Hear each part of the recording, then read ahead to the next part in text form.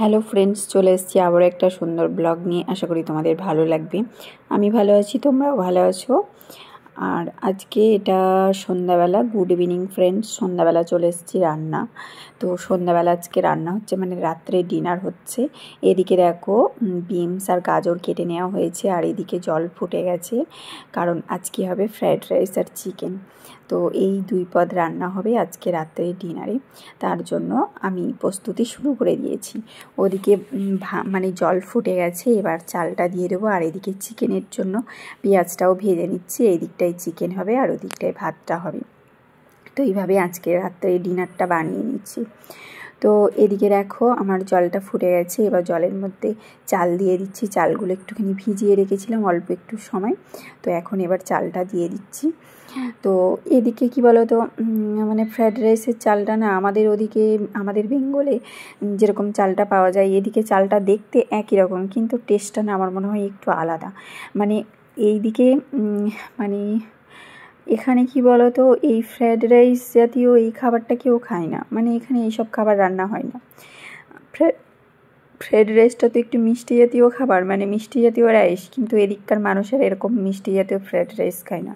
এরা কি বলো তো, বিরিয়ানি খেতে ভক্ত। বিরিয়ানিটা খুবই চলে, আর বিরিয়ানিটা খুব খায় এখানকার মানুষেরা। এই ফ্রায়েড রাইসটা খায় না। তো এই চালটা অনেক রকম চাল দেখে তবে এই চালটা নিয়ে আসা হয়েছে। তবে মোটামুটি খেতে, খুব যে ভালো খেতে তা নয়। আমাদের ওখানে যে ফ্রায়েড রাইসের চালটা পাওয়া যায় সেই রকম অতটা ভালো টেস্টি না এদিককার চালটা। তো চলো, মোটামুটি এখন খেতে ইচ্ছা করেছে, বানাতেই তো হবে, তাই না বলো? তো চাল যেমনই হোক, এখন বানিয়ে খাওয়াতেও যাক। তো এদিকে দেখো চিকেনটা কষানো কমপ্লিট, সমস্ত কিছু কমপ্লিট। এবার জল দিয়ে দিয়েছি, জল দিয়ে কিছুক্ষণ হালকা ফুটিয়ে নেবো, দিয়ে তারপরে নামিয়ে নেবো চিকেনটা। আর এদিকে দেখো আমার বিনস আর গাজর, তারপরে কাজু কিশমিশ সব একসাথে দিয়ে দিয়েছি। মানে কাজু কিশমিশটা অনেকটা পরে দিয়েছি। প্রথমেই যদি আমি কাজু কিশমিশটা ভেজে নিই, তো তাহলে না ওটা পুড়ে যায়, পোড়া কালো কালো হয়ে যায়, তার জন্য ওটা অনেক পরে দিয়েছি। তো একসাথে সব ভেজে নিয়েছি, আর একটু হাতে করে দেখে নিলাম, গেলে দেখে নিলাম যে সিদ্ধ হয়েছে কি না। তো দেখলাম সিদ্ধ হয়ে গেছে, তো এবার আমি নামিয়ে নেবো। তো দেখো সুন্দরভাবে ভাজা হয়ে গেছে আমার, একদম ভাজা কমপ্লিট। আর ভাজার সময় ফোড়নে একটু শুকনো লঙ্কা তেজপাতা দিয়েছিলাম, কারণ এটা আমি দিই, কারণ ফ্রায়েড রাইসে একটু শুকনো লঙ্কা তেজপাতাটা চলে, তো তার জন্য ওটা আমি এখানেই ভাজার সময় দিই। তো ফাইনালি দেখো হয়ে গেছে। লাস্টে আমি ঘিটা একটু হাতে করে ভালো করে মাখিয়ে নিচ্ছি, কারণ বেশি তো মাখানো যাবে না। বেশি মাখাতে গেলে কি বলো তো, চালটা ভেঙে যায়, মানে ভাতটা ভেঙে যায়। তো ফাইনালি দেখো আমার fried rice yummy tasty fried rice হয়ে গেছে। তো অতটাও খারাপ লাগেনি, কিন্তু চালটা আমাদের ওখানকার মতো অত টেস্টি না এখানকার ফ্রায়েড রাইসের চালটা। তো যাই হোক, হয়ে গেছে দুটো রান্নাই। দেখো সুন্দর দেখতে হয়েছে, দুটোই সুন্দর হয়েছে। ফ্রায়েড রাইস চিকেন খুবই সুন্দর রান্না হয়েছে। এবার বসে গেছি খেতে। তো চলো, আজকে দুইজন এক্সট্রা আছে, মানে আমরা হাজব্যান্ড ওয়াইফ দুজন, আর দুজন এক্সট্রা আছে। তো মোট 4 জন মিলে খেতে বসে গেছি। তো এখন আমরা খেতে শুরু করে দেবো। আর এত টেস্টি ইয়াম্মি খাবার চোখের সামনে দেখে কি বেশিক্ষণ থাকা যায় বলো? তো চলো এবার খেয়ে নিতে হবে, কিছু করার নেই। তো আমি একটু থালাগুলো প্রথমে একটু জল বুলিয়ে নিলাম। তো এবার চলো, এবার আমি সার্ভ করব, আর এবার খাওয়া দাওয়া করব। তো আমরা বসে গেছি। তো এদিকে দেখো হাজব্যান্ড নিজেরটা নিজের নিয়ে নিচ্ছে, আর সবাইকে আমি দিয়ে দেবো। দিয়ে আজকে রাত্রে ডিনারটা খুবই জমিয়ে, খুবই ভালোভাবে হয়েছে, খুবই ভালো লেগেছে ডিনারটা। আর ফ্রায়েড রাইসটা ঠিক অনেক দিন বানানো হয়নি, তো ভাবলাম চলো একদিন বানিয়েই ফেলি।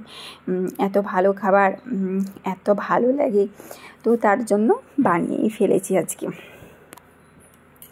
তো এই যে দেখো আমরা এখন খাওয়া দাওয়া করছি, রাত্রে ডিনার করছি, কারণ রান্না করতে করতে অনেকটাই লেট হয়ে গেছে, আর রান্নাটা শুরু করেছিলাম একটু দেরি করেই। আর এটা কি বলো তো, এটা হচ্ছে ভাজা পিঠে বানাবো। আগে একদিন বানিয়েছিলাম, সেদিন খুব ভালো লেগেছিল, তো আজকেও তার জন্য আবার ভাজা পিঠে বানাচ্ছি।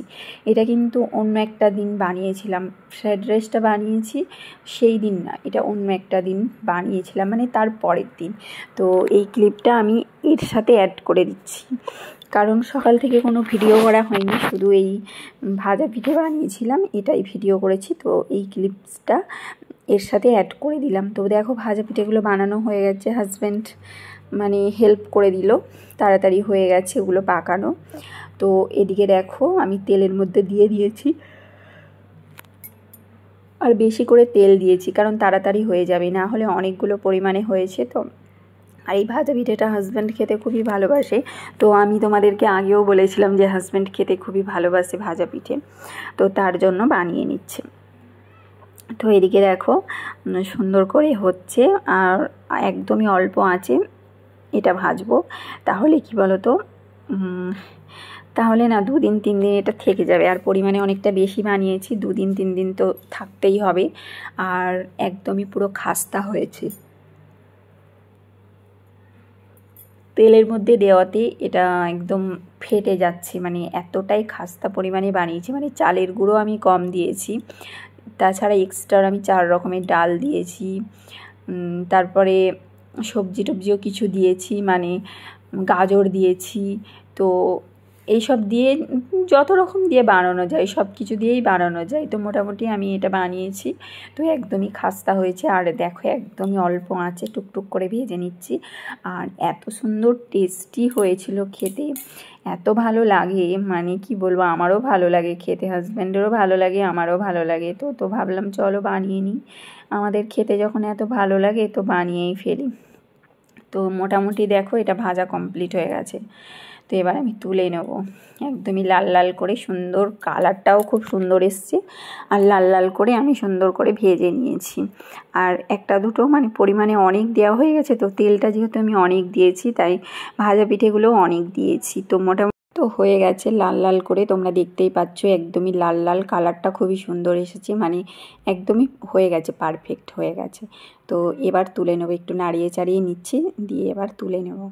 তো তুলে নিয়ে আবার নেক্সট বার দেবো। তো এখনও থালাতে দেখছো অনেকগুলোই রয়েছে, এখনও 2 বার মতো দিতে হবে, তো 2 বার মতো দিলেই হয়ে যাবে। তো এটা আমার হাজব্যান্ডের খুবই প্রিয় খাবার, আমরা খেতে খুবই ভালোবাসি, তাই জন্য কিছুদিন আগে বানিয়েছিলাম, ওই 4-5 দিন আগে বানিয়েছিলাম, তারপরে আবার আজকে বানাচ্ছি। তো চলো আজকে ভাজা পিঠে বানাতে বানাতেই ভিডিওটা এন্ড করি। তো আজকের ভিডিওটা তোমাদের কেমন লাগলো অতি অবশ্যই কমেন্ট করে জানিও, আর সাথে সাথে লাইক শেয়ার করে দিও। তো আমি খুবই মানে আনন্দিত হব, উপকৃত হব লাইক শেয়ার করে দিলে। তো চলো এবার আমি নেক্সট বার আবার দিয়ে দিচ্ছি। তো আবারও ফিরে আসবো আগামী ব্লগে, আশা করি ভালো লাগবে তোমাদের। তো আগের মতো এখন আর রেগুলার ব্লগ দিতে আমি পারছি না, তবে চেষ্টা করব দেওয়ার। তো চলো সকলকে tata, bye bye, good night, আবারও ফিরে আসবো নেক্সট ভিডিওতে।